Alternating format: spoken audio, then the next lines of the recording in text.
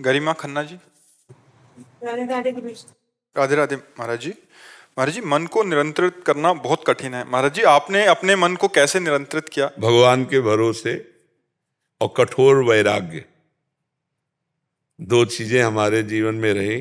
कठोर वैराग्य, गंगा का किनारा जो भगवान भेज दें वो पाना, नहीं तो भूखे रह जाना, पर कभी भी भगवत विस्मरण न होने पाए। हर मिनट, हर सेकेंड, हर ऋतु का कष्ट सहते हुए, गर्मी, बरसात, सर्दी, भूख, प्यास, गाली, मार पीट सब सहते हुए भगवान के मार्ग में लक्ष्य था, मुझे भगवत प्राप्ति करनी है, बस मुझे भगवत प्राप्ति करनी है। तो उससे जब लक्ष्य होता है तो फिर सब कुछ सहा जाता है। और सह गया सो साधु, सह जाए सो साधु। साधु की सबसे बड़ी पहचान सहनशीलता। कितना सह सकता है गर्मी, सर्दी, बरसात, भूख, प्यास, ये सब, और पूरा जीवन। अब आज 55 या 60 के बीच में जो भी हो, बचपन से निकले और 55 में होंगे। अब इतनी बड़ी जीवन यात्रा पूरी कष्टप्रद रही, और अब तो और कष्टप्रद हो गई। दोनों किडनी फेल हो गई है, तो डायलिसिस चलता रहता है, और भी कई तरह के कष्ट इसके कारण हैं। जिसे आप पानी नहीं पी सकते, आप सब्जियां नहीं पा सकते, बहुत तरह के कष्ट इसमें ब्रेक है। किडनी खराब होने पर बहुत, तो भगवान का भरोसा और भगवत प्राप्ति की लालसा, इन दो बातों ने संसार में हमें विजय दिला दी। जो मन को वश में करना बहुत कठिन है वो स्वाभाविक, क्योंकि गंगा के किनारे मन को दौड़ाने के लिए स्थान नहीं, और लक्ष्य भगवत प्राप्ति, तो निरंतर भजन में लगे रहना, तो चांस ही नहीं मिला। कभी ऐसा चांस नहीं मिला जीवन में, मतलब वृंदावन के सिवा, कि हमने कभी गरम गरम भरपेट रोटी पाई हो पूरे जीवन में, कि ऐसे कोई बनाता जा रहा, हम ऐसे पाते नहीं। जो प्रारब्धवशात कभी दो परेठा, कभी कुछ ऐसे, कभी कोई गुड़ई दे दिया, तो ऐसे पार होता रहा है। यहाँ अब सुविधा मिली है। अब चूंकि भगवान अगर सुविधा ना देते तो बड़ी दुर्दशा हो जाती, कहाँ से डायलिसिस होता। तो भगवान कृपा किए तो यहाँ सुविधा मिली पूरे जीवन में अब आकर, क्योंकि अगर अब सुविधा ना मिलती तो बड़ी दुर्दशा हो जाती।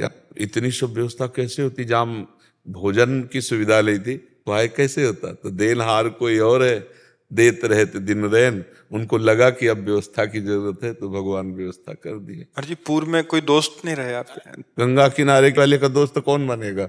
महादेव बनेंगे, दूसरा कौन बनेगा?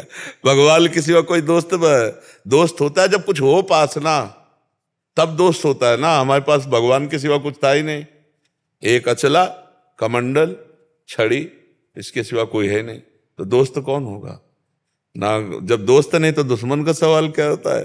दोस्त किसी, सब हमारे भगवान हैं, इतनी मान्यता है।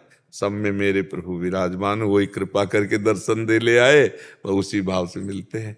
किसी से अपनापन नहीं, आज तक किसी से अपनापन नहीं। हमारी श्री जी हैं, जो मंत्र दिया वही फोन नंबर है, श्री जी से बात करो। श्री जी हमारी है, लाडली जो हमारी है, दूसरा कोई नहीं। बस अब धीरे धीरे यात्रा अंतिम की तरफ जा रही, तो और प्रसन्नता है कि पूरा जीवन निकल गया, कोई अब अंतिम जा रहे हैं भगवान की तरफ, धीरे धीरे रोज का रोज जा रहा है। अब किडनी डायलिसिस हो रहा है तो कोई दवा तो नहीं है ना, वो तो केवल अंदर की जो पोटेशियम है, क्रिएटिनिन है, इन्हीं को निकलता है, तो वो तो फेल ही है ना। अब वो कितने दिन चलेगी फेल? और अभी जब तक सेवा होगी तब तक चलाते रहेंगे। उन्हीं का खेल है, उन्हीं के बल से चलता है। तो भगवान का आश्रय और लक्ष्य भगवत प्राप्ति, इसने हमारे मन को बांधे रखा, अन्यथा बहुत कठिन था, बहुत कठिन था। जहां हमें कष्ट मिलता वहीं भगवान किसी न किसी रूप में हमको सहयोग देते और समझाते, टूटना नहीं है, आगे बढ़ो, आगे बढ़ो। तो बस भगवान की कृपा बल से लक्ष्य भगवत प्राप्ति, उसी से सब भगवान कृपा करके फिर कोई न कोई संत महात्मा ऐसे मिलते जो हमसे ज्यादा बैरागी। तब लगता है यार, हम तो जवान होकर ऐसे, ये तो वृद्ध होकर ऐसा कष्ट सह रहे, फिर और वैराग्य पुष्ट होता। बहुत कृपा रही, बहुत कृपा। इसीलिए कह रहे हैं आपके समय में मोबाइल जो है ये साधुता के लिए बहुत जहर है, बहुत जहर है। कोई बिरला ही इस जहर से निकल पावे, नहीं तो यही गिरा देता है, यही गिरा देता है। गंदी बातें सब उसमें है, जहाँ मन गंदा हुआ सर्च किए बस गए। जो देखा जाता है, जो सुना जाता है, जो बोला जाता है वही मनन होता है, जो मनन होता है वही परिणाम होता है। इसलिए